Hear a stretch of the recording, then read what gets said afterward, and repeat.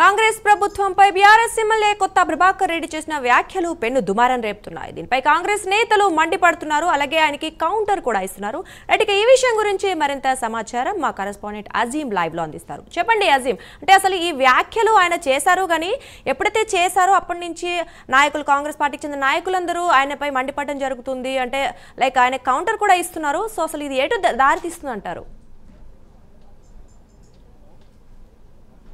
BRS నాయకులు కొత్త ప్రభాకర్ రెడ్డి చేసిన వ్యాఖ్యలను కాంగ్రెస్ పార్టీకి సంబంధించిన నేతలు తీవ్రంగా ఖండిస్తున్నారు. అలాగే కొత్త ప్రభాకర్ రెడ్డి చేసిన వ్యాఖ్యలపై తీవ్రంగా ఏదైతే విమర్శలు కూడా చేస్తున్నారు. అయితే గత ప్రభుత్వంలో కాంట్రాక్టర్లకు, బిజినెస్ మ్యాన్లకు బీఆర్ఎస్ చేసినటువంటి ద్రోహం ఏదైతే ఉందో, అలాగే పనులు చేయించుకొని బిల్లులు ఇవ్వని నేపథ్యంలో వాళ్ళ చరిత్ర ఉంది. ఇప్పుడు ప్రస్తుతం ఆ కాంట్రాక్టర్లకు బిల్లులు చెల్లిస్తున్నది మేము. సో ఆల్రెడీ వారు అప్పులపాలు చేశారు. రాష్ట్రాన్ని అప్పులపాలు చేసినప్పటికీ కూడా కొద్దిగా ఆల్రెడీ కాంట్రాక్టర్లకు బిల్లులు చెల్లిస్తూ, అలాగే ప్రభుత్వం ఇచ్చినటువంటి హామీలు ఏవైతే ఉన్నాయో, పథకాలు ఏవైతే ఉన్నాయో కొద్దిగా అమలు చేసుకుంటూ కాంగ్రెస్ ప్రభుత్వం ముందుకెళ్తుంది. సో కాంగ్రెస్ ప్రభుత్వంపై రాష్ట్రంలో ఒక పాజిటివ్ వాతావరణం నెలకొనడంతో ఇటు సన్న బియ్యం కార్యక్రమం కావచ్చు, రైతు రుణమాఫీ, రైతు ఆత్మీయ భరోసా, అలాగే ఉచిత ఏదైతే ఫ్రీ బస్సు, అలాగే 200 యూనిట్ కరెంట్, ఇవన్నీ కూడా ప్రజల్లో ఒక పాజిటివ్నెస్ వెళ్తున్న నేపథ్యంలోనే బీఆర్ఎస్ పార్టీకి సంబంధించిన నాయకులు ఇవి తట్టుకోలేక ఏదైతే విమర్శలు చేస్తున్నారు, ప్రభుత్వం పడిపోతుందనేది అసాధ్యం. అసలు అలాంటి పరిస్థితి లేదు. ప్రజల్లో మంచి పాజిటివ్ రెస్పాన్స్ ఉంది కాంగ్రెస్ ప్రభుత్వంపై. కాంగ్రెస్ ఎమ్మెల్యేలు అందరూ కూడా మంచి ఏదైతే ప్రజల్లోకి వెళ్ళి మంచిగా ఏదైతే ప్రభుత్వ పథకాలన్నింటినీ కూడా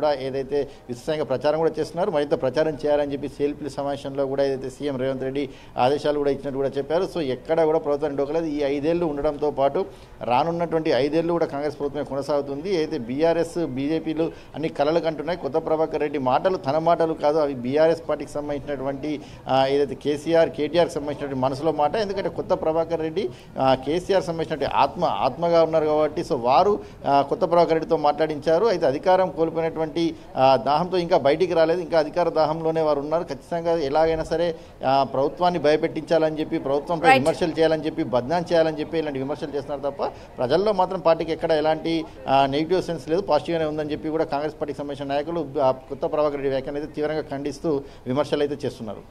రైట్, థ్యాంక్ యూ అజీం.